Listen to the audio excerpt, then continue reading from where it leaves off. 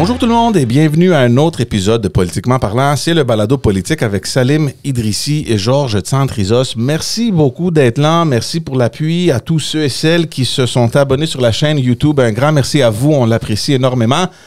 Évidemment, vous pouvez nous trouver sur toutes les plateformes audio ainsi que les réseaux sociaux. Allez nous trouver, partagez, commentez, faites toutes ces belles choses-là. Salim a une belle journée aujourd'hui dans le studio. Très belle journée, très belle journée. Écoute, on fera pas de suspense, mais aujourd'hui, on a le privilège, grand privilège de recevoir le ministre des Finances du Québec, député de Groux, et c'est monsieur Éric Girard. Bonjour. Bonjour. Comment allez-vous? Très bien. Merci d'être là. Ça fait plaisir. On sait qu'un ministre des Finances a un agenda qui est extrêmement difficile. Alors, ça rend votre présence ici encore plus sympathique. Puis, on remercie d'ailleurs vos équipes, particulièrement votre attaché de presse, qui a arrangé ça. Alors, Monsieur Girard. Elle est directrice des communications. Je m'excuse, mais je m'excuse. Mais ayant été moi-même dans ces chaussures, Vlad ça, plusieurs années, on me présentait aussi comme attaché de presse. Parce qu'elle est responsable du budget, la mise à jour, et quand même, c'est des gros événements. Je sais, et soit dit en passant, je n'entends que le plus grand bien à son sujet. Alors, Monsieur Girard, on va parler de quelque chose de très sérieux. Hier, il y a eu une game de hockey. Ah, c'était excellent. C'était excellent. C'était excellent. Puis, une chance qu'ils ont changé de gardien de but, là. Parce que je ne suis pas convaincu que les Oilers peuvent gagner la Coupe Stanley avec ce gardien de but. Avec ce gardien. Et puis, c'est mathématique, là. Ils payent trop d'argent. McDavid et Draisaitl, il en reste moins à la fin. Et puis, moi Salim, j'aime l'analyse. C'est toute mathématique, ça n'a pas de sens. Quand j'ai vu le deuxième but, là, un tir dans l'écusson, tu sais, les gardiens de but, là, l'équipement est fait pour absorber le tir. Oui. Ton gilet est lousse, puis ton plastron. Puis quand tu as un tir dans l'écusson, là, la rondelle, elle meurt là. Ouais. Mais lui, non, elle a rebondi sur la palette à ketchup. Là. Ouais. C'est sûr qu'il l'a mis dedans.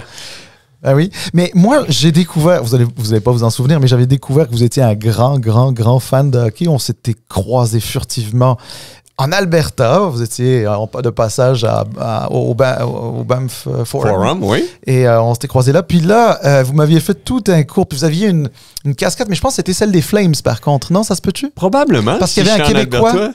Oui, il y avait. mais il y a Jonathan. Il y a Jonathan, oui, c'est ça. Donc, tout un joueur de hockey. Là, mais exactement. Donc qui jouait pour les Panthers avant. Là, lui, je suis pas sûr qu'il aime ses séries éliminatoires. Là, il est assis dans son salon, puis ses chums gagnent la Coupe Stanley. En tout cas, l'année passée. Ben oui. Bon, écoutez, ça, c'était le petit moment hockey. Mais pour finir sur la casquette des Flames, vous savez que j'ai un faible pour les petits marchés, là. Les petits marchés canadiens qui survivent envers et contre tous. Calgary, Winnipeg, et puis il pourrait en avoir un autre. Hein. Ah, ouais, un autre comme Québec, la plus belle ville en Amérique du Nord.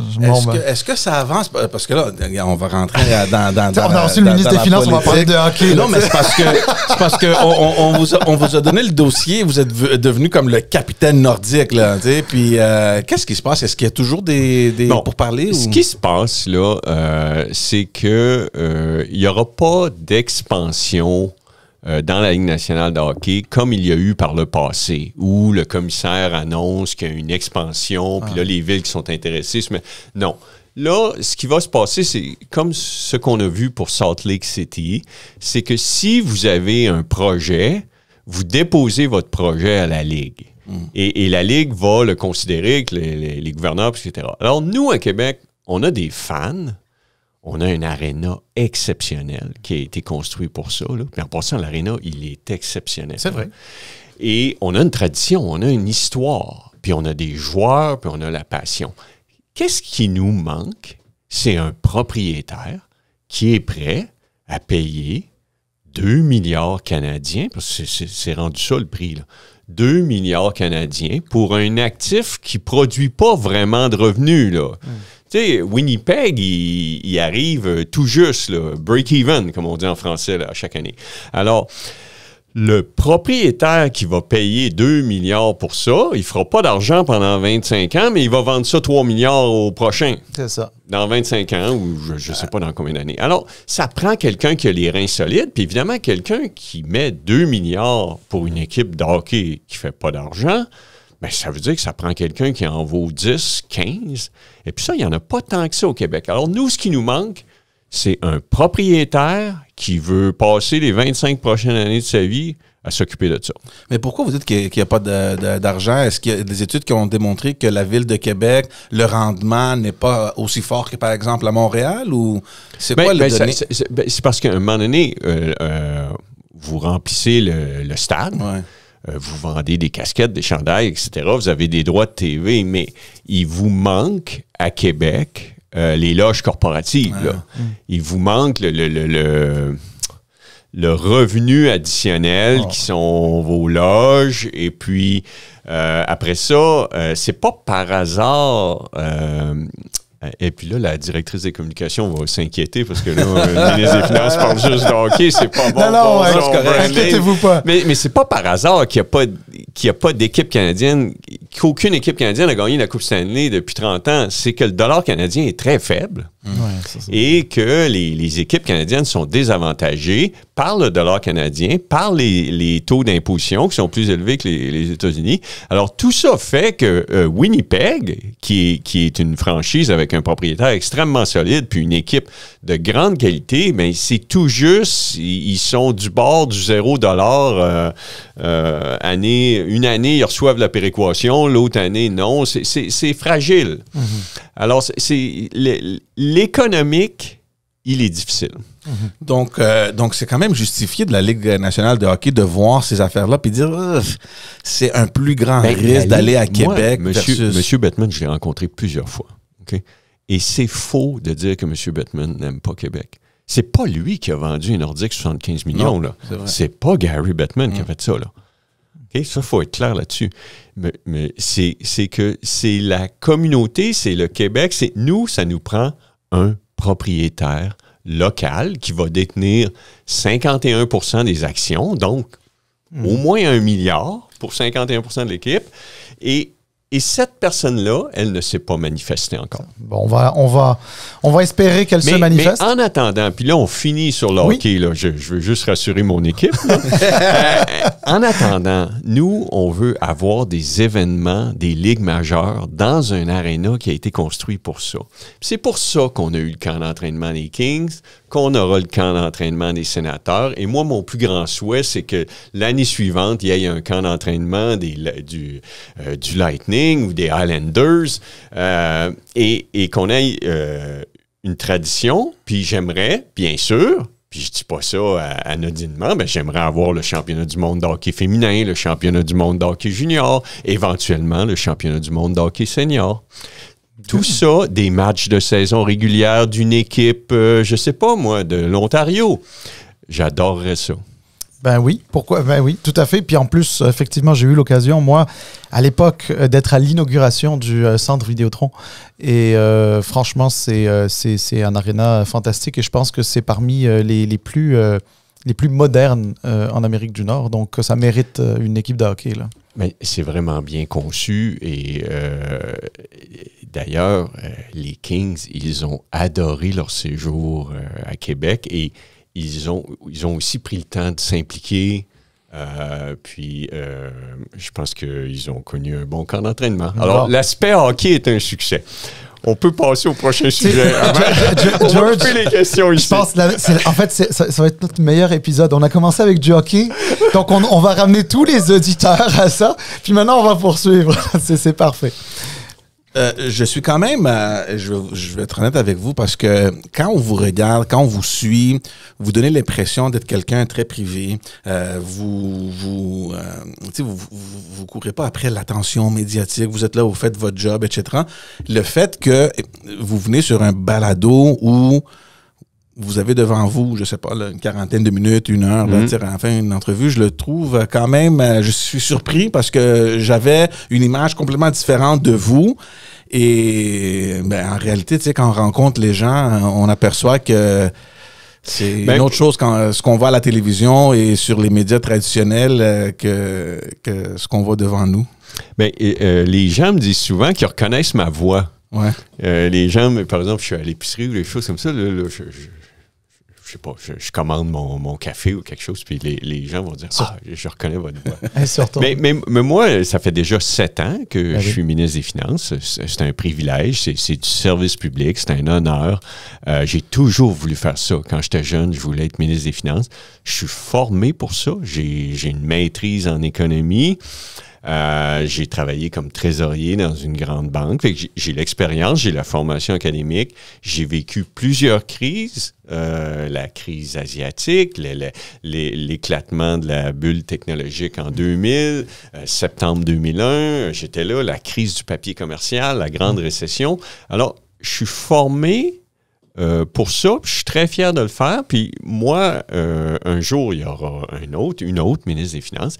Et moi, j'aurais été celui qui aurait été là durant la pandémie, durant l'inflation qui a suivi et la menace tarifaire, la menace existentielle qui se pose au Canada.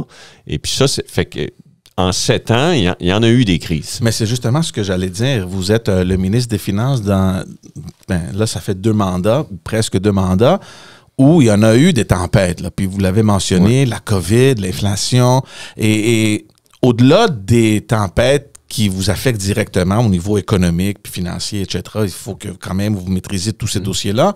Il y a aussi les tempêtes politiques. Et ce mandat de cette année, on suit ce qui se passe. La CAQ, c'est un mandat qui a commencé un peu dans le mauvais sens. Vous êtes rentré, c'est les élections en octobre 2022, le temps qu'on forme le gouvernement, qu'on nomme les ministres, etc., tout le monde rentre en poste, une courte période une courte session parlementaire. On commence en 2023, on annule le 3e lien, les démissions, M. Fitzgibbon qui part, les sondages qui sont à la baisse. Ouais, comment vous recevez ça? D'abord, moi, je crois beaucoup au rôle et responsabilités. OK, alors, je vous écoute énumérer ces sujets-là, puis c'est pas des sujets dans lesquels je suis particulièrement impliqué. Ouais.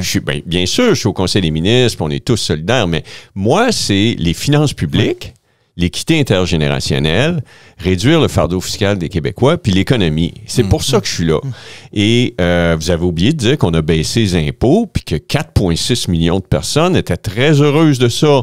Je comprends que les éditorialistes de la presse là sont pas contents, puis Gérald Filion, puis ça sont là, ils disent « Ah, mais pourquoi ils ont baissé les impôts? » Ben, on a baissé les impôts parce qu'on en paye trop.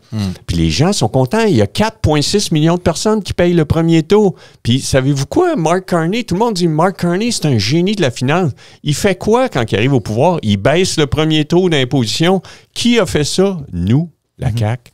Alors, faut pas oublier ça. Nous, on a protégé, nous sommes le gouvernement. Le deuxième, il faut que je donne le crédit à la Saskatchewan, numéro 1, le deuxième gouvernement au Canada qui a mieux protégé le pouvoir d'achat de ses concitoyens. Alors, donc, tout ça est tout à fait vrai. Vous avez baissé les impôts. Ça, c'est les gens, en tout cas, ça a été bien reçu. Je sais effectivement qu'il y a toujours des critiques autour de ça, parce qu'il y a aussi des personnes qui te disent lorsque le gouvernement manque de revenus, c'est pas nécessairement le moment de baisser des impôts. C'est essentiellement la critique. Mais la façon que ça a été structuré, nous avons réduit les versements au Fonds des générations. Alors, il n'y avait pas d'impact sur les services. C'est un choix. L'argent que nous avons pris pour faire la baisse d'impôts, elle était dédiée au versement sur la dette. Il n'y a eu aucun impact sur les services en santé et en éducation de la baisse d'impôts. Puis ça, c'est technique, mais c'est important. Mais justement, vous mentionnez le Fonds des générations. Oui. Il avait été mis en place en 2006 pour 20 ans. Très bon outil. Très bon outil. Je félicite M. Audette. Oui, 2026, c'est l'an prochain. Oui. On fait quoi avec le Fonds des générations? On continue. Lisez tous les rapports d'agences de notation. Lisez, moi je rencontre les investisseurs partout dans le monde. Le Fonds des générations, c'est un des atouts du Québec.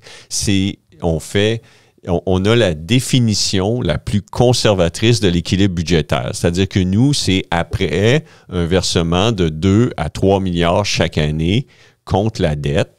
Et ça nous permet de faire quoi? Ça nous permet de faire des dépenses en capital qui vont directement sur la dette. Puis là, c'est très technique, mais si on prend S&P, la raison que nous avons été décotés, c'est qu'on a brisé un ratio qui essentiellement dit que lorsque nous sommes à l'équilibre budgétaire, parce que S&P, il somme les dépenses en capital, le déficit d'opération, puis il divise par les revenus. Puis il dit que ça ne doit pas dépasser 10 %. Alors, puisque nos revenus sont de 170 milliards, 10 %, c'est 17 milliards. OK? Selon S&P, la capacité financière du Québec, c'est 17 milliards d'infrastructures nous sommes à l'équilibre budgétaire en fonction de 170 milliards de revenus, donc 10 %. Or, on fait quoi? Nous, présentement, on fait 19 milliards d'infrastructures. On pousse les infrastructures. Pour faire 19 milliards, ça veut dire qu'il faut qu'on soit 2 milliards en surplus. Donc, il faut qu'on soit à l'équilibre budgétaire après 2 milliards de contributions au fonds de génération pour justifier au niveau des ratios financiers de pouvoir faire 19 milliards. C'est un peu complexe, compliqué, mais vous comprenez, ils somment le déficit d'opération avec les dépenses d'infrastructure qui ne sont pas amorties selon S&P, divisent par les revenus. Selon S&P, nous faisons trop de dépenses en capital. Pourquoi on fait ces dépenses d'infrastructure d'un niveau si élevé? C'est un choix politique face à la menace existentielle qui provient de l'administration américaine. Nous avons choisi de supporter notre économie durant la période de transition parce qu'il y a une grande période d'incertitude. Et ce choix-là, parce qu'on aurait pu faire n'importe quelle dépense. On aurait pu dire, on va augmenter les dépenses de transport en commun, on va augmenter les transferts aux municipalités, on aurait pu envoyer des chèques aux individus. On a choisi d'investir à long terme dans nos infrastructures. Mais, alors, Standard & Poor's, oui. Bon, bien sûr, il voit un portrait global. Évidemment, là, vous avez fait une espèce de, explication, de ventilation de leurs calculs. Moi, je travaille avec eux depuis 15 ans. Là. Le trésorier de la Banque nationale travaille avec toutes les agences de notation. Eux, ils ont des méthodologies financières. Ils font des ratios. Puis, lorsque tu brises des ratios, ça affecte la cote de crédit. Mais les choix dont vous parlez que le gouvernement a fait, en fonction, bien sûr, du contexte tarifaire. Vous comprenez qu'il y a des personnes qui peuvent aussi contester ça en disant qu'il y avait déjà un déficit de 11 milliards l'année précédente. Oui, oui. Et il y avait aussi des dépenses... Qui a été réévalué à 10,4. 10,4, effectivement. Vous avez raison. Vous avez tout à fait. Ça, c'est après contribution au fonds de génération. Donc, avant, c'est 8. Et puis, c'est presque 1,3 % du PIB. C'est pas beaucoup. C'est pour ça que vous êtes ministre des Finances et pas moi, là. Mais vous connaissez vos affaires. Mais non, mais je parle de celui qui avait été annoncé. Donc, effectivement, 11, mais finalement 10,4. Puis ça prenait, il y avait aussi beaucoup de dépenses qui n'étaient pas nécessairement prévues, et je parle notamment après les discussions, les négociations avec le secteur public. Oui, bien, OK. Bon, alors, ça, c'est important. OK. Alors, selon S&P, on a trop de dépenses. OK. Et ils ont évidemment ciblé les négociations avec le secteur public. Puis c'est normal, 50 % de nos dépenses, c'est des ressources humaines, du personnel. Alors, puisqu'on a trop de dépenses, bien, c'est normal de se tourner vers les ressources humaines et on vient d'avoir une négociation où le secteur public a eu des augmentations significatives. Et pourquoi? 2 raisons. En échange de flexibilité, parce qu'on a besoin de flexibilité pour améliorer les services en éducation et en santé, puis on voit que ça fonctionne en éducation et ça viendra en santé. Alors ça. Puis la deuxième raison, alors il y a eu ce qu'on a obtenu, la flexibilité, c'est qu'il faut bien savoir qu'historiquement, le Québec paye moins ses employés que le municipal et le fédéral. Or, c'était une excellente stratégie quand le taux de chômage était à 10 %. Mais au plein emploi, ça ne fonctionne pas. Ça ne fonctionne pas de sous-payer ses employés par rapport au fédéral et au municipal, au plein emploi. Ouais, donc plus de rétention, ça je le comprends, mais aussi, il y avait aussi quand même une volonté de réduire la taille de la fonction publique, Oui. Mais qui a finalement, je pense qu'on est à 10 000 de plus que ce qui était prévu. Oui, bien, il y a tout un contexte, mais c'est vrai que au niveau des embauches, puis tout ça, il y en a eu. Puis d'abord, il faut être clair, là, les embauches qui ont été faites en éducation et en santé, elles étaient nécessaires. Il n'y a pas personne qui conteste la nécessité d'avoir suffisamment de professeurs, d'avoir plus d'infirmières, plus de préposés aux bénéficiaires. Bon. Est-ce qu'il y a eu dans l'appareil gouvernemental une croissance de l'emploi trop importante? En partie, oui, et on s'en occupe. On regarde ça. Présente. Alors, George, juste avant que je te donne la parole, parce qu'on parlait de Standard & Poor's, et puis avant d'aller plus loin, moi, il y a un élément dans le rapport de décote de Standard & Poor's qui a retenu mon attention, celui de la démographie. Oui. Standard & Poor's dit que la croissance économique du Québec, disons, est ralentie par une croissance démographique qui n'est pas nécessairement adéquate. Okay. Et lie ça, entre autres, aux politiques d'immigration. Oui, bon. C'est un sujet... L'immigration, c'est un sujet sensible. OK? Et je ne suis pas sûr que les agences de notation sont les plus aptes à intervenir dans ce dossier-là, mais effectivement, ce qu'elles disent. Puis, il faut distinguer... Là, vous allez dire... Là, il parle comme un économiste, mais c'est ce que je suis. Il faut distinguer le cyclique du structurel. Parce que le cyclique, c'est quoi? C'est que les 2 dernières années, nous avons connu au Québec les plus fortes croissances de population de l'histoire du Québec. 2 et 2,5 de croissance de population. Okay? Ça, c'est... Avec l'immigration? Oui, avec les résidents non permanents. Ouais. Ça, c'est insoutenable. Ouais. C'est trop vite. La croissance optimale de la population du Québec à long terme, c'est entre 0,5 et 1 OK? Or, les 2 dernières années, 2 et 2,5, donc trop cycliquement, les 2 dernières années sont trop fortes. Alors, ça va prendre quelques années pour absorber l'excédent de croissance de population des 2 dernières années. Puis au Canada, c'est pire, parce qu'en Ontario, c'était 3,5, etc. Bon. Alors, à long terme, ça prend entre 0,5 et 1 de croissance de population, mais à court terme, il doit y avoir un ajustement parce que c'est 2,5 qu'on a eu. S&P, ce qu'ils disent, c'est assez banal. Ce qu'ils disent, c'est que pour avoir une économie qui est productive, ça vous prend du capital et des travailleurs. Et eux, ils disent la population du Québec vieillit et puis donc, il faut maintenir la population active. Et tout le monde est d'accord avec ça, là. À long terme, la population du Québec, la population active doit croître entre 0,5 et 1 Non, tout à fait, tout à fait. Mais ce que je retenais aussi de ça, ou en tout cas avec des recherches supplémentaires, c'est qu'on parlait aussi du fait qu'il y avait une base fiscale qui serait stagnante.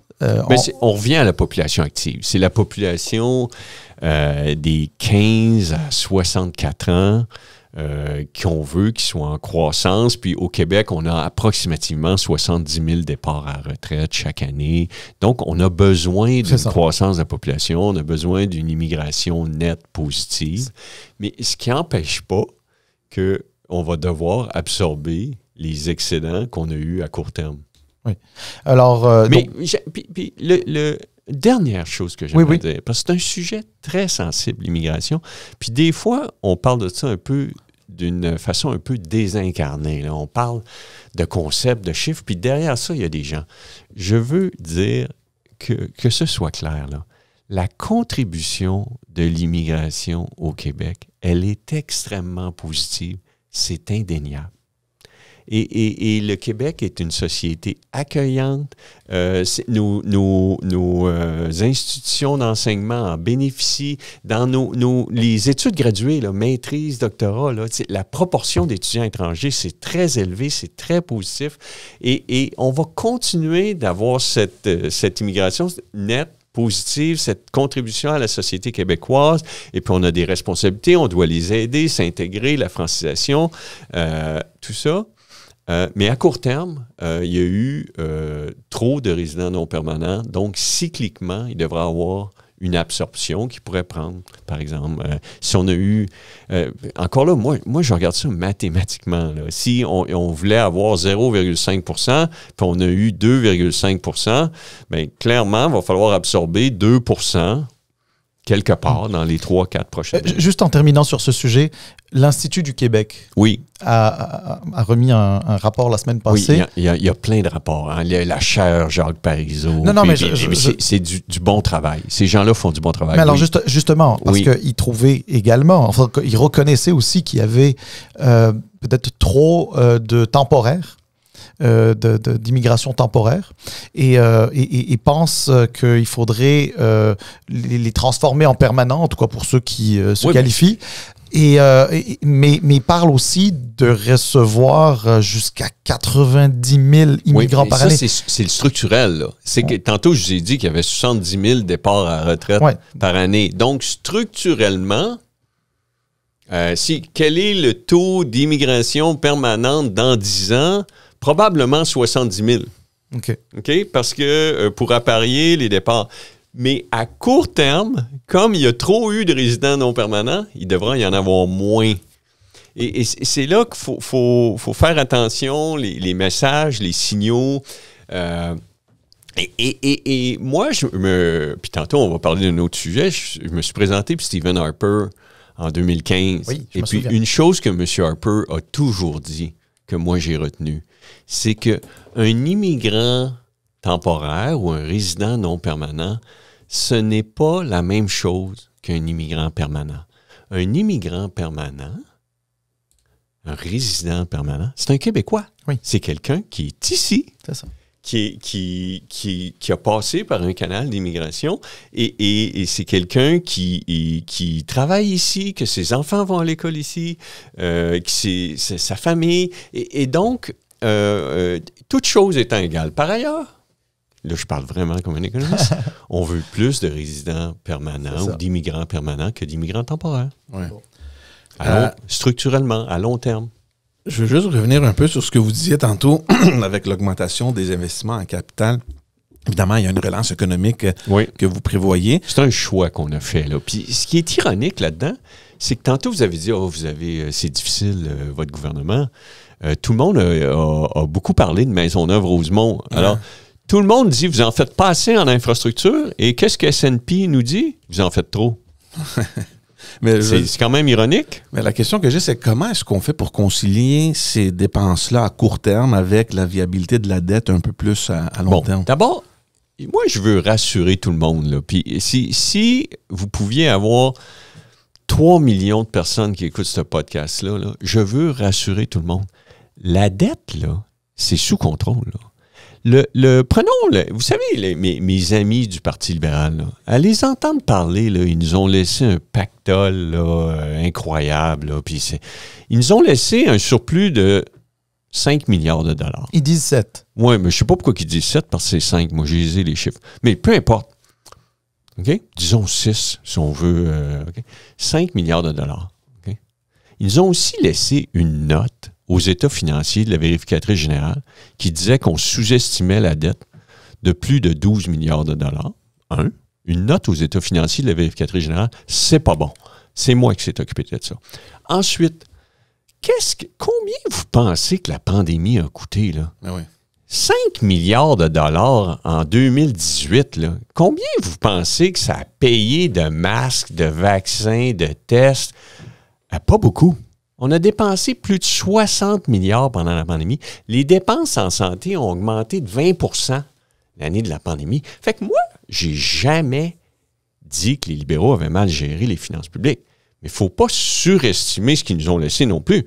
Ils ont laissé un surplus de 5 milliards. Ils ont laissé des infrastructures, des services en difficulté et une note aux états financiers. Bon, la dette, là. Puis, prenons le 31 mars 2019. Fait que 2018, c'est une année où eux étaient... la moitié de l'année, c'est mon prédécesseur, M. Létao, et moi. Okay? Le 31 mars 2019, la dette nette du Québec était 43 % du PIB. 43. combien sera-t-elle le 31 mars 2026, 7 ans plus tard? 7 ans du gouvernement de François Legault, avec comme ministre des Finances Éric Girard. 43 % en 2019. Combien sera-t-elle au 31 mars 2026? 40. Vous avez compris? 40. La dette nette en proportion du PIB sera inférieure au niveau où nous l'avons pris. Et ça, en anglais, ça s'appelle du stewardship. Ça veut dire que nous aurons amélioré la situation en termes de dette par rapport au PIB, par rapport au niveau où on l'a pris. Vous attribuez ça à quoi exactement? Bien, à notre bonne gestion. Ça veut dire qu'on a fait face à des conditions extrêmement difficiles, une pandémie, de l'inflation, une menace existentielle, puis on a investi stratégiquement dans les infrastructures. Et là, je me lève en chambre, on me dit, vous avez augmenté la dette nette de 65 milliards. Et c'est terrible. Incroyable. Vous, le ministre des Finances, ça fait 7 ans que vous êtes là, la dette nette a augmenté de 65 milliards. Bien, j'ai une surprise pour vous. 65 % de ça, c'est des infrastructures. 100 % du temps, je me fais dire qu'on n'en fait pas assez en infrastructure. Alors, on a augmenté les infrastructures de 100 milliards à 164 milliards. On a poussé au dernier budget parce qu'on faisait face à une menace existentielle. On a fait le choix d'investir en infrastructure pour soutenir l'économie dans une période extrêmement difficile. Et S&P a jugé qu'on en faisait trop. Mais aux yeux de la population puis des chroniqueurs, on n'en fait pas assez. C'est un équilibre. On fait des choix. La dette est inférieure. Elle sera de 40 % dette nette au PIB. Elle était de 43 le 31 mars 2019. Je n'ai jamais rien dit contre la gestion du gouvernement qui nous a précédés, mais ils surestiment la capacité qu'ils nous ont laissée. C'est quand même spécial de vous entendre parler concernant spécifiquement S&P et les indicateurs qu'eux autres y évaluent et l'explication que vous donnez. Quels indicateurs doit-on regarder quand on évalue l'efficacité ou même l'efficience des dépenses publiques? Bien, la qualité des services. Ça, c'est certain. Là. Si vous êtes des citoyens, vous payez les impôts, vous en payez beaucoup, et puis vous voulez que vos enfants aillent à l'école, puis quand vous laissez vos enfants à l'école ou à la garderie, vous allez travailler, vous voulez que vos enfants soient en sécurité, puis qu'ils soient dans un environnement stimulant, puis qu'ils développent leur autonomie, puis leur passion pour l'apprentissage. Alors, l'école publique. Et puis après, quand vous ou vos parents sont malades, vous voulez avoir accès à un médecin de famille, puis vous avez une otite, puis là, alors c'est donc la qualité des services, puis vous voulez aller au centre-ville, vous prenez le REM, ben, si le REM est à l'heure, puis il arrive, ben, c'est bon. OK? Et donc, je pense que nous, au Québec, on a un panier de services qui est quand même assez développé. On paye beaucoup d'impôts, alors les citoyens sont en droit de s'attendre à des améliorations de services. On en a déjà eu en éducation. Moi, l'éducation, c'est une de mes passions. Je viens d'une famille, mon père est le premier enfant d'une famille de 10 qui est allé à l'université. Ma mère était psychopédagogue, spécialiste des enfants en difficulté. Chez nous, on parlait toujours d'éducation. D'ailleurs, ma mère, elle écrit des lettres au ministre Drainville, là, puis elle a des choses à y dire. Là. Et elle... Attendez, est-ce que le ministre lui répond? Il la lit. Okay? Elle est passionnée d'autonomie, puis elle veut que les enfants aiment apprendre, puis qu'ils apprennent par eux-mêmes. Okay. Donc, ça va beaucoup... La rentrée scolaire de septembre 2024 a été beaucoup mieux que septembre 2023. Il y en a des améliorations en éducation. Puis là, il faut en voir en santé, et puis on aura avancé. Est-ce que ce sera parfait? Non. Puis on maximise sous contrainte et incertitude. C'est difficile gérer le Québec. La critique sur Maisonneuve-Rosemont, elle est légitime, là. Mais est-ce qu'on peut rappeler qu'on s'occupe de l'hôpital de Verdun, de l'hôpital de la Chine, du Jewish, de St. Mary's, de l'hôpital... Mais la critique sur HMR, c'était pas tant le fait... je pense que les gens sont quand même conscient qu'il y a des choses qui se font dans d'autres hôpitaux. Puis je pense pas qu'il y ait des gens qui pensent que les politiciens ou les hauts fonctionnaires se lèvent le matin en se disant qu'est-ce qu'on va détruire aujourd'hui. Hein, je pense. Non, mais c'est. Oh, vous me rassurez. Non, mais je pense que c'est pas mal assez évident. Mais je pense que pour HMR, je pense que la critique venait d'abord sur le fait qu'il y avait comme un financement qui avait été attaché, annoncé. Ah, ok, d'accord. Pardon? Je comprends. Et je pense que c'est plus ce bout-là. Puis par la suite, des travaux qui ne sont pas arrivés. Puis ensuite, il y avait aussi un déficit de communication. Mais j'ai une bonne nouvelle pour vous. La ligne bleue, je pense qu'elle a été annoncée 7 fois, puis finalement, on s'en est occupé. Oui. Okay? Bon, alors là, Maisonneuve-Rosemont, oui, ça a été annoncé plusieurs fois par plusieurs gouvernements, puis on s'en occupe. Ben, moi, je pense que votre gouvernement devrait vous sortir un peu plus souvent, M. Gérard, pour passer les bonnes lignes. Mais ce que... Non, mais, c'est pas des lignes. Là. Non, mais... les lignes, je les lis pour pas les répéter. Ouais. Ah, OK. J'en prends connaissance, mais je les répète jamais. C'est bon. Mais dans le fond, il y avait aussi un problème de communication parce qu'à un moment donné, sur la question du stationnement de HMR, il y a aussi beaucoup de personnes qui ne comprenaient pas pourquoi on commençait par le stationnement quand il y avait plus d'écureuils dans les salles d'urgence. Pas dans les salles d'urgence, mais dans les blocs opératoires. Mais il faut être conscient aussi qu'il n'y a pas juste Maisonneuve-Rosemont qui a des défis. Là. Il y a des défis à Saint-Jérôme. Il y a des défis à Gatineau, il y a des défis à Drummondville, il y a des défis à la Malbaie. La plupart de nos infrastructures au Québec ont été construites il y a 50, 60, 70 ans. Et là, on arrive à un cycle où tous ces actifs-là se sont dépréciés. Et puis, on a fait le CHUM, on a fait le CUSUM, on s'occupe du Jewish présentement. Et puis... Maisonneuve-Rosemont viendra et ça doit venir. Là. Il y a une importante population qui utilise cet hôpital et il faut le faire. On s'en occupe, on est conscient de ça et la société civile nous le rappelle avec beaucoup d'efficacité.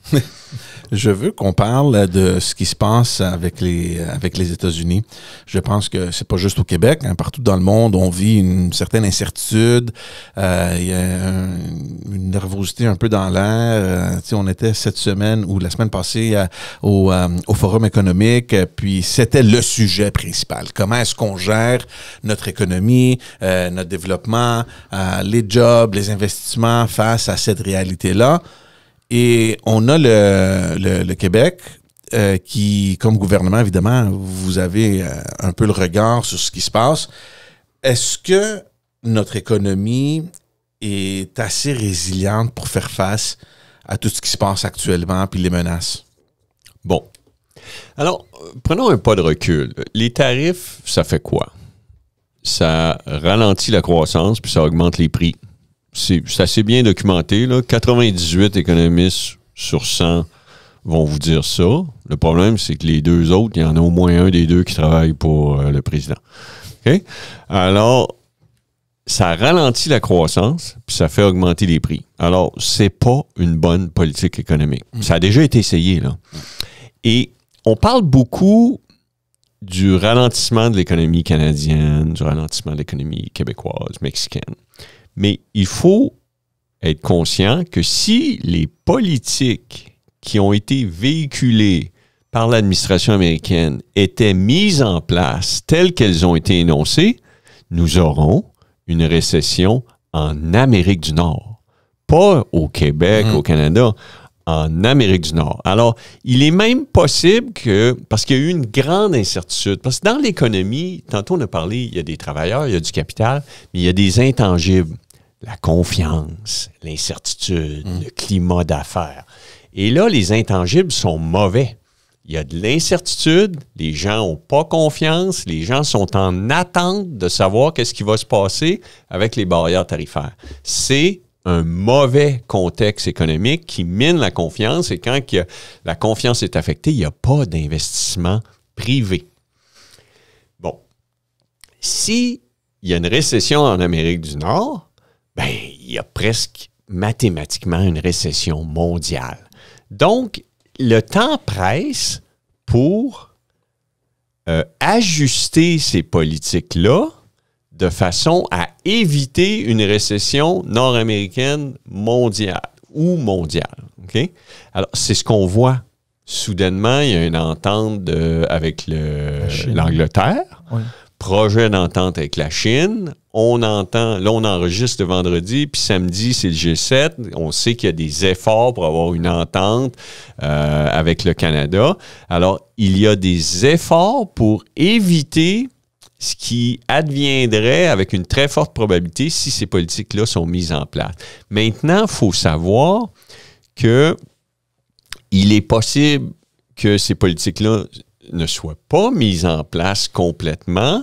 Puis là, on va être dans une zone grise, c'est-à-dire qu'on a des... C'est possible, ce que j'essaie de vous dire, c'est que c'est possible que le Mexique est déjà en récession depuis le premier trimestre. C'est possible que la récession aurait commencé au deuxième trimestre au Canada ou au Québec. On ne le saura pas. On ne le saura pas avant le quatrième trimestre parce que les statistiques économiques sont retardées, ça prend du temps. Donc, c'est très important que ces politiques-là ne soient pas mises en place, parce que ce ne sont pas des bonnes politiques économiques à la base. L'administration américaine, ils veulent exercer des pressions sur leurs partenaires commerciaux pour obtenir des concessions. Et puis là, nous, on a élu un nouveau premier ministre, puis clairement, il est en contact avec le président, puis on va voir c'est quoi les concessions pour éviter le scénario où ces tarifs-là sont en vigueur de façon permanente, parce que si les tarifs sont permanents, les impacts seront permanents. Le Québec, le Canada, ce sont des petites économies ouvertes qui ont un lien économique très fort avec les États-Unis pour des raisons géographiques, historiques. Nous sommes des démocraties libérales. On a combattu plusieurs guerres ensemble. Ce sont nos amis. Et donc, on a des liens. C'est normal. 74% de nos exportations vont vers eux. Si tout ça est chambardé, il va y avoir des impacts permanents. Donc, ce qui se passe présentement, c'est nous sommes dans une période où il faut rapidement baisser la pression pour que le climat d'affaires, l'incertitude diminue, la confiance augmente, les entreprises recommencent à investir, à embaucher, et on pourra éviter une récession ou un ralentissement, ou le ralentissement, on ne l'évitera pas, mais à tout le moins, s'il y avait une récession qui soit moins important puis qu'on passe plus rapidement à l'expansion. Alors, ce ne sont pas des bonnes politiques. Elles sont...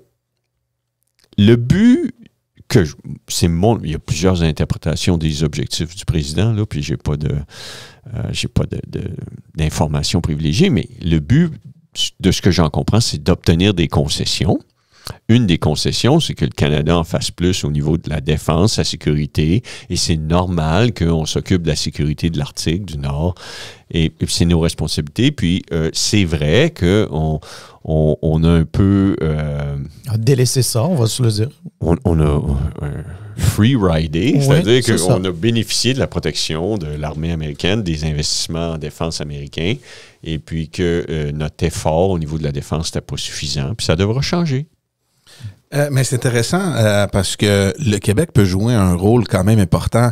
Je me rappelle pas quel invité qu'on avait ici qui proposait que le Québec prenne une place de leadership quand même sur les développements et les investissements que le gouvernement canadien prévoit faire en défense pour qu'on ramène ça au Québec avec notre présence. Je me rappelle pas. Je souris parce que peut-être que M. Blanchard, M. Sabia pourraient aider à influencer l'agenda. Mais oui, juste là vous devancez. mais le Québec, on a des atouts exceptionnels, là. OK? Faut bien le dire. On a d'abord un système d'éducation de grande qualité, des universités de grande qualité. On a du capital humain, on a une main-d'œuvre éduquée, formée. On a des grandes entreprises. Regardez le TSX 60, regardez la liste des entreprises. Là, Métro, Banque nationale, CGI. C'est des grandes compagnies québécoises. On a des minéraux critiques et stratégiques, on a l'aérospatial, et puis là, il va y avoir des investissements en défense. L'intelligence artificielle. Oui, on a l'intelligence artificielle, on a l'aluminium. On a la Davy. On a la Davy, on a vraiment des atouts et on a des liens avec l'Angleterre, avec la France. On a des atouts pour tirer notre épingle du jeu. Et puis d'ailleurs, c'est ce qu'on fait. Si vous regardez, puis notre premier ministre, là, M. Legault, c'est un homme qui est passionné de deux choses, l'éducation puis l'économie. Alors, d'ailleurs, c'est ce que j'ai discuté avec lui lorsqu'il est venu me chercher en 2018. Et nous, le Québec, aussi loin que nous avons des données statistiques, aussi loin, depuis que Statistique Canada fait des statistiques, le Québec a un retard sur la moyenne canadienne en termes de PIB par habitant, qui est la mesure de richesse collective, de production de son économie. 16%, c'était l'écart lorsque nous sommes arrivés au pouvoir. Il sera de 10% en 2026. C'est spectaculaire. La performance du Québec par rapport à la moyenne canadienne, durant ces soubresauts, la pandémie, le rebond, l'inflation, la hausse des taux d'intérêt, la menace tarifaire, on a bien géré, relativement parlant, par rapport à la moyenne canadienne. On élimine l'écart. Et quand je vous dis que c'est aussi loin qu'on a des statistiques, c'est parce que des fois, les gens disent « Ah, c'est à cause du pacte de l'automobile » ou « la voie maritime du Saint-Laurent », l'élection du PQ en 1965. Non, il n'y a pas de moment charnière ou de point d'inflexion. Aussi loin qu'on a des statistiques économiques, le Québec a toujours été en retard sur la moyenne canadienne, sur l'Ontario. Et là, on est en train d'éliminer cet écart. Et ça, dans 25 ans, on va juger le travail du premier ministre Legault. Peut-être qu'il y aura une petite astérique pour son ministre des Finances qui a été là 2 mandats, je l'espère. Puis on dira, wow! Le PIB par habitant, on est vraiment passé de 16% à 10% durant ces 8 ans et c'est spectaculaire. Ouais. Mais la politique étant ce qu'elle est. Puis là, évidemment, tout le discours de l'économiste, on l'entend, puis c'est très cartésien, puis on peut le suivre et le comprendre. Là, la réalité politique est souvent plus ingrate que ça, parce que vous comprenez aussi que... Ben moi, j'ai un chien, là. Quand j'arrive, mon chien est emballé de m'avoir, et puis on dirait que, selon lui, j'ai eu une journée de travail exceptionnelle. C'est bien, ça fait... toujours quelqu'un qui m'accueille avec enthousiasme. Non, mais c'est ça, mais c'est-à-dire, on est un podcast on s'appelle Politiquement parlant pour une raison, mais sur le côté un peu politique, il y a le côté... je vais le dire quasiment pour vous, c'est-à-dire ingrat à ça, c'est-à-dire qu'il y a un revers de la médaille où l'histoire peut aussi dire que il y a eu une décote la dernière fois de la décote. On vous l'avait expliqué tantôt, mais la dernière fois qu'il y a eu une décote, c'était il y a peut-être 30-35 ans. Oui, je comprends ça. Puis, un déficit quand même. On a eu, puis je regardais les oppositions qui résument notre session, tout ça, puis je comprends ce qu'ils disent. Là. Ils disent Maisonneuve-Rosemont, la SAC, la décote, puis je comprends. Puis moi, je nie pas la décote. Là. Moi, je connais les ratios de S&P.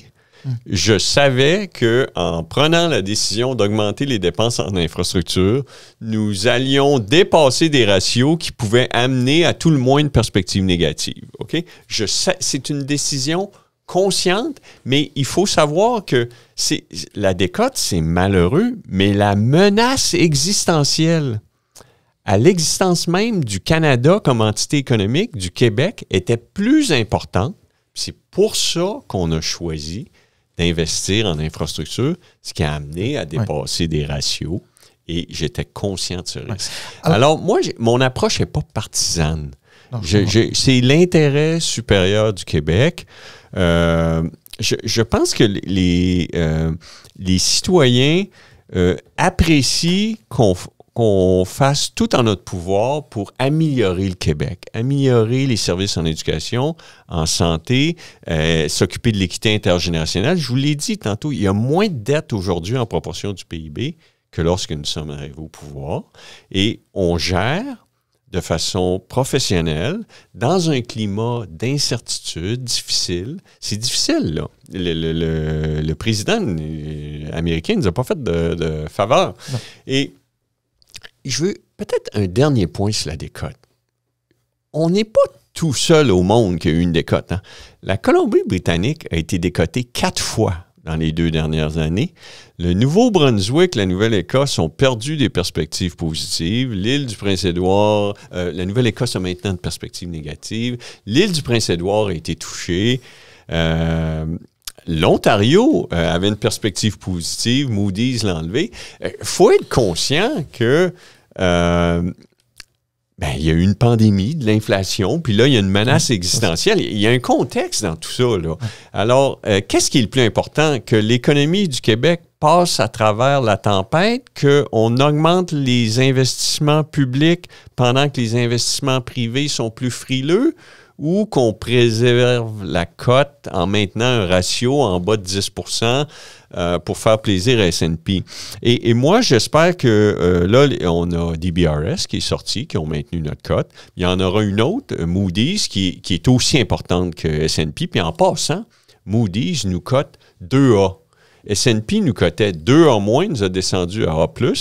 S&P nous cote, Moody's nous cote plus haut que S&P. Alors, moi, mon souhait, c'est que Moody's maintienne notre cote, Fitch maintienne notre cote, et puis quand tout ça sera terminé, là, puis que tout le monde aura pu fêter le Québec, le Canada, puis on sera au mois d'août, bien, les gens disent, coudonc, premièrement, il n'y a pas juste le Québec qui a une situation avec des défis au niveau des finances publiques. Et d'autre part, c'est pas parce que S&P nous a décoté que tout va mal. Parce que, je le répète, on a moins de dettes aujourd'hui en proportion de l'économie qu'en 2019.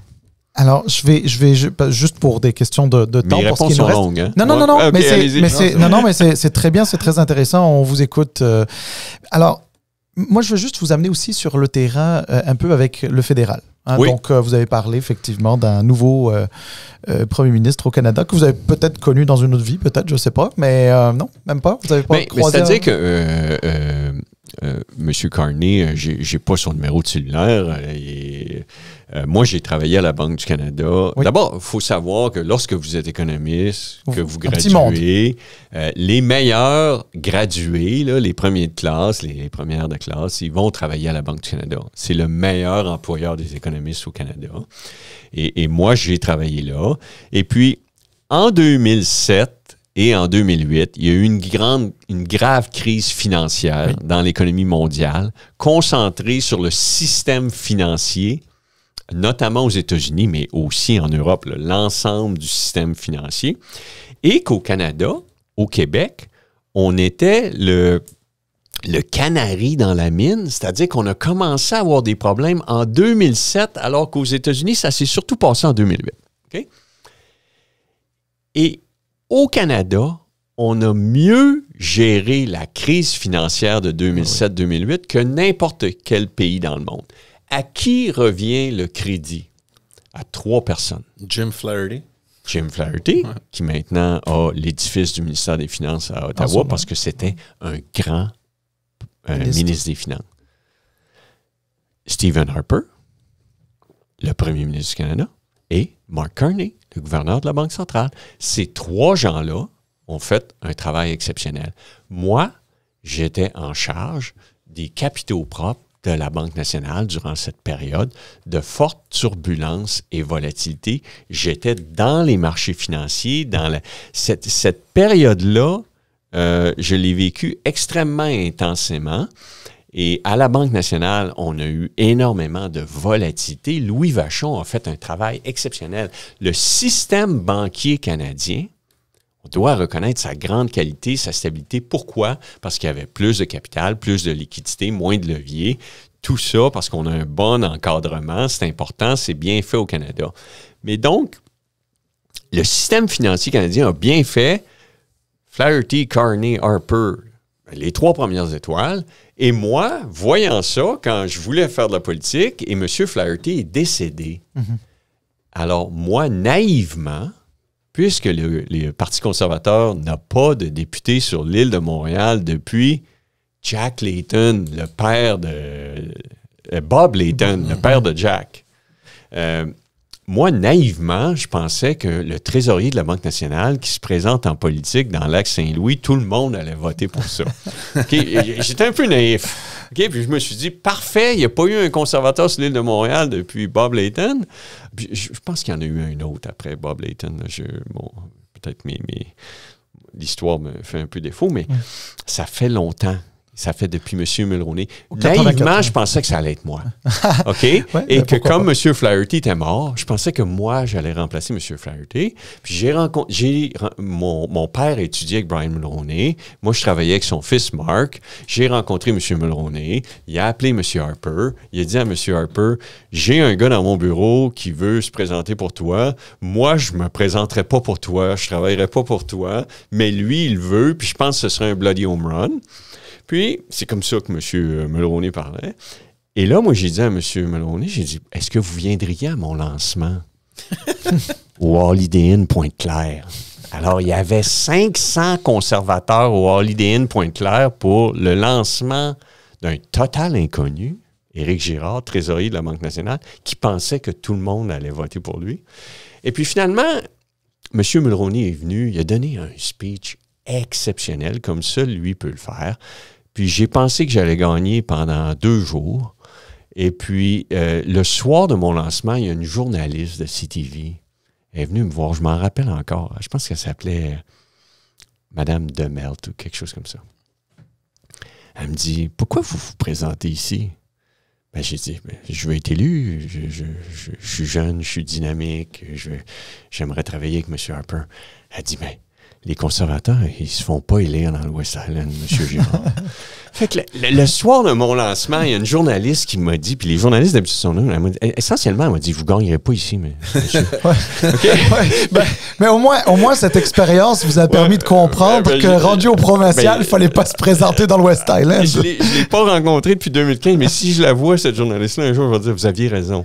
Et puis, j'ai fini 2e, hein, c'est fantastique, j'ai eu 17 000 votes, mais le gagnant en a eu 52 000. Et puis, c'est M. Scarpaleggia qui est président de la Chambre maintenant, oui, mais alors, qui est rendu à son 18e mandat. Oui, c'est ça. Mais alors, justement, parlons rapidement du fédéral. Puis là, vous m'ouvrez un peu la porte. Puis on est entre nous, il n'y a personne qui nous écoute. Bien sûr. Mais le saut au fédéral, surtout lorsque les conservateurs skyrocketaient dans les sondages, ça vous a pas traversé l'esprit? Pas du tout. Parce que faut bien savoir que moi, je suis un progressiste conservateur. Okay? Tantôt, je vous ai dit que mon père étudiait avec Brian Mulroney. Puis moi, j'ai 58 ans. De 1986 à 1989, j'étais Joint Honor Students, économie, finance à McGill. Qu'est-ce qui se passait dans ces années-là? Le lac Meech et le libre-échange. Alors moi, c'est Brian Mulroney qui est mon mentor, qui était là à mon lancement, qui m'a inspiré politiquement. Moi, j'étais pro-Lac Meech, pro-libre-échange, et j'étais dans une faculté d'économie où il y avait des Anglo-Canadiens qui disaient que le libre-échange allait détruire le Canada. Or, aujourd'hui, c'est absolument ce qu'on ne veut pas perdre. Ouais. Alors, moi, socialement, je suis progressiste. L'environnement, j'y crois, la lutte au changement climatique. Mais M. Harper, c'était la diversité, l'inclusion, je crois à ça, moi. Oui, économiquement, si vous prenez la CAQ aujourd'hui, là, socialement, je suis à gauche du Conseil des ministres et économiquement à droite. Nous sommes une coalition. Alors moi, je suis un progressiste conservateur et le Parti conservateur du Canada sous Pierre Poilievre, ce n'est pas le Parti progressif conservateur. Ah, ça, on s'entend très bien. Bon, mais M. Harper, c'était pas un progressiste conservateur non plus. Non, mais économiquement, c'était une première étoile. OK, d'accord. Moi, je suis un économiste, puis je suis un trésorier. Alors, il était tellement bon économiquement que je voulais travailler avec lui, et j'étais tellement naïf que je pensais que j'allais l'influencer socialement au Conseil des ministres. Alors, je comprends que ça vous a pas traversé l'esprit, parce que, disons que le Parti conservateur de M. Poilievre n'est pas le Parti progressiste conservateur. Ça m'a traversé l'esprit, mais il n'y a pas d'intersection entre Éric Girard, la personne et ses valeurs, et ce qui est véhiculé par le Parti conservateur du Canada aujourd'hui ou dans la dernière année. La Claudia, elle va pas m'en vouloir, là, mais la question, dans ce cas-là, est-ce que si ça avait été Jean Charest à la place de monsieur Poilievre, vous l'auriez considéré, monsieur Jean Charest, qui est un émule de monsieur Mulroney, par exemple, qui a été là dans ces grands moments dont vous parlez? Oui, là, c'est plus compliqué. Mais c'est compliqué. Écoutez, je pense que Jean Charest, lorsqu'il était candidat au leadership du Parti conservateur, je pense que mon épouse, qui vient de Sherbrooke, faisait du porte-à-porte avec Michel. Ah, OK. Ça répond à ma question. mais je vais être clair. J'ai des responsabilités. Je suis ministre des Finances. Il y a beaucoup d'incertitudes.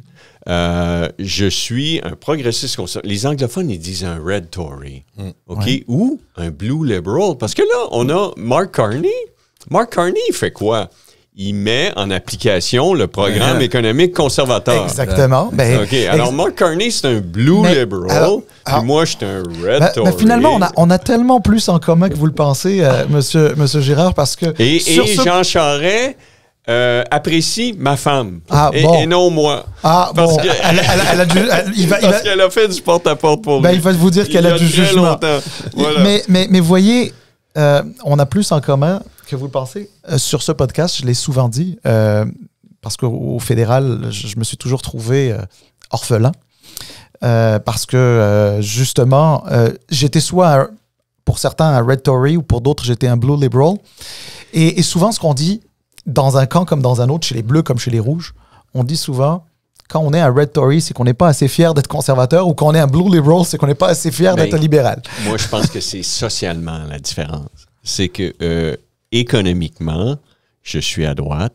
Socialement, au niveau de la lutte sur les changements climatiques, au niveau de la diversité, l'inclusion, l'ouverture, je me considère plus à gauche. Et puis, voilà. Je pense, et il faut bien dire là, que selon moi, le Canada, les Canadiens, ce sont des gens modérés. C'est vrai. Et donc, les extrêmes, qui sont la gauche ou le NPD, ou la droite, le Parti conservateur qui ne fait pas de compromis pour agrandir sa tente.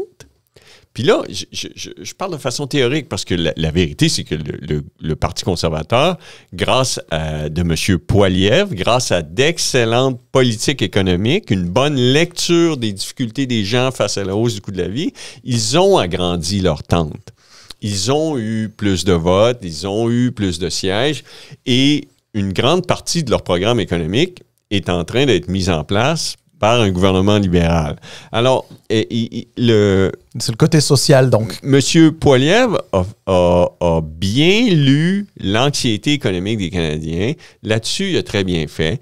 Mais moi, je pense que en général, les Canadiens sont des gens modérés et pragmatiques qui n'aiment pas les extrêmes. Mais peut-être que je me trompe et que je fais juste dire... Moi, en tout cas, je pense que vous avez raison parce que je pense exactement pareil. Puis George et moi, on a eu l'occasion de le dire très souvent. En politique, les nuances sont importantes. Et les gens... trop souvent, les gens plantent leur drapeau dans le sable puis ils ne veulent plus bouger. Or, lorsque vous avez travaillé dans le privé, à chaque jour, il faut faire des compromis. Parce que si vous avez toujours raison, vous n'aurez plus de clients. Si c'est toujours vous qui gagnez dans chaque transaction, vous allez vous isoler.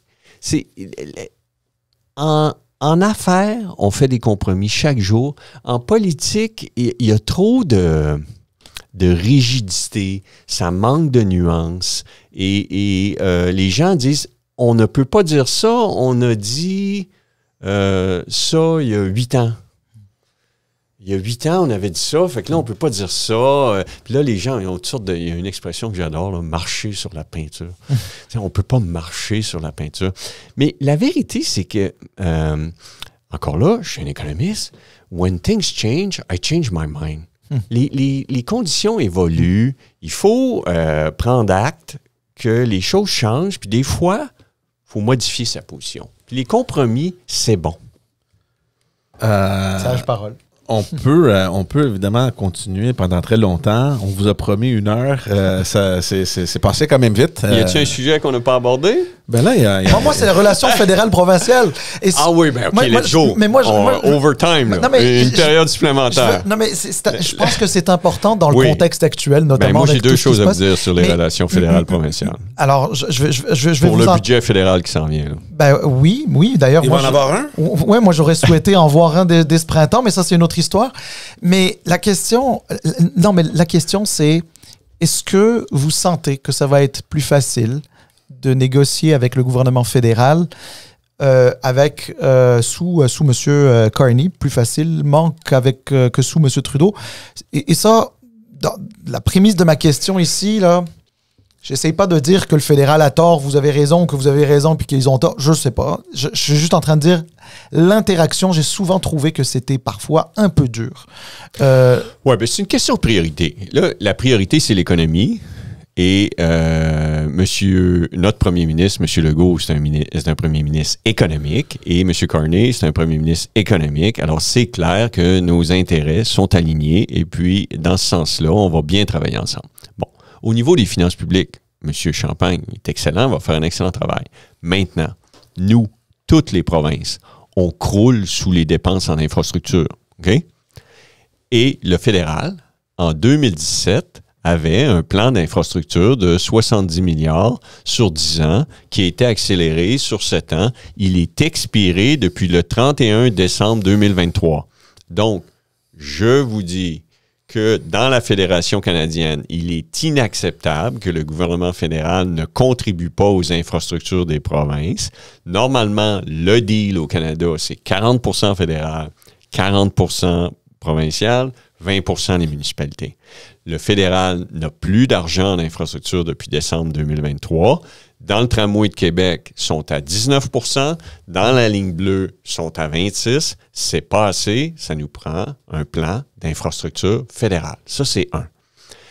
En santé, avant de créer des nouveaux programmes tels que l'assurance maladie et le régime de soins dentaires, est-ce que le gouvernement fédéral pourrait au moins financer adéquatement le cœur, le programme le plus important de transferts fédéraux, le transfert canadien en santé, avant de créer des nouveaux programmes, est-ce qu'on pourrait financer adéquatement les programmes existants? Parce qu'on s'éparpille, on s'étend, et qu'est-ce qui arrive? Toutes les provinces, et je sors d'ici, j'appelle à ma collègue à Terre-Neuve, à l'île du Prince-Édouard, en Colombie-Britannique, tout le monde a une énorme pression sur les dépenses en santé. Et le fédéral ne nous aide pas suffisamment. Mais par contre, le fédéral a de l'argent pour un régime de soins dentaires, un régime d'assurance médicaments. Alors, mes 2 messages, un plan fédéral d'infrastructure pour qui contribuent leur part, 40%, et d'au moins 100 milliards sur 10 ans. Mon deuxième message, avant de créer des nouveaux programmes dans des champs de compétences des provinces, est-ce qu'on peut financer adéquatement les programmes existants? Bon, ben alors cette clip-là, George, on va l'envoyer à M. Champagne. On va l'envoyer à l'ancien maire de Vancouver qui est à l'infrastructure. On va l'envoyer à Marjorie Michel, qui est la ministre de la Santé fédérale. On va envoyer cette clip à tout le monde. Mais François-Philippe, il va partir à rire puis il va dire, ça fait... je sais pas, ça fait combien de temps qu'il est nommé? Ça fait 1 mois que je suis nommé, ça fait 8 fois que je l'entends, il va vous dire. Ne perdez pas votre temps. Un grand merci, Monsieur le ministre. C'est le temps que nous avons. Mais c'était très généreux de votre part. Exactement. Merci beaucoup. On vous apprécie énormément. Un dernier mot, peut-être? Est-ce que les Oilers vont gagner la Coupe Stanley? Oh, ça, c'est une question difficile. Regarde, toutes les autres questions étaient faciles. Claudia, on fait 1 heure. Là. C'est une question très difficile. Je le souhaite, mais c'est certain que les Panthers sont construits pour gagner. Là. C'est toute une équipe. Alors, je le souhaite. Puis après ça, ce qui est important, c'est qu'on ait du plaisir, qu'on garde ça. Et puis, moi, je suis extrêmement discipliné. Je me couche tôt. Je prends pas d'alcool. Je surveille mon alimentation. Je fais du sport. Mais demain soir, là, j'écoute le match jusqu'au bout. Là. 2026, vous êtes sur les starting blocks. 2026, ma décision n'est pas prise. Il y a 2 personnes avec qui je dois en parler, mon épouse et le premier ministre. Et le patron. Et en temps et lieu, là, lorsque la décision sera prise, je la communiquerai. Puis je pense qu'un bon moment, ce serait probablement autour de Noël, là, où je pense que à la fin de l'année 2025, je suis convaincu que le premier ministre va vouloir savoir là, qui est sur les rangs parce que lui se représente et lui veut gagner. Et moi, en 2026, j'aurai 60 ans, puis je vais travailler sûrement jusqu'à 70 ans. J'adore travailler. Alors, faut que je décide qu'est-ce que je veux faire pour les 10 prochaines années dans 15 mois. C'est pas une décision facile, puis ça a des implications pour ma famille. Ben oui. Tout ça. Donc, autour de Noël cette année, vous faites un cadeau soit à votre femme ou au premier ministre. Non, c'est plus compliqué que ça. C'est plus compliqué que ça. Il y a à moi-même aussi là, le cadeau, parce que il faut que je décide qu'est-ce que Éric Girard veut faire entre 60 et 70 ans? Comment je peux le mieux contribuer? Est-ce que c'est dans un organisme communautaire? Est-ce que c'est en enseignant à l'université? Est-ce que c'est en me représentant? Est-ce que je dois retourner dans le privé? Je pourrais avoir du plaisir puis retourner dans le privé. Qu'est-ce que je pourrais faire d'autre? Je pourrais enseigner le tennis. Et je sais, je pourrais aller au fédéral ou des choses comme ça. OK. Bon, ben, vous nous gardez dans le suspense. Merci beaucoup. Merci énormément. Merci à vous tous pour nous avoir suivis. Allez vous abonner, suivez-nous, partagez, faites toutes ces belles choses-là. Bonjour à vous tous et on vous voit la semaine prochaine avec un tout nouvel épisode. Au plaisir, merci, au revoir. Ciao. Merci beaucoup.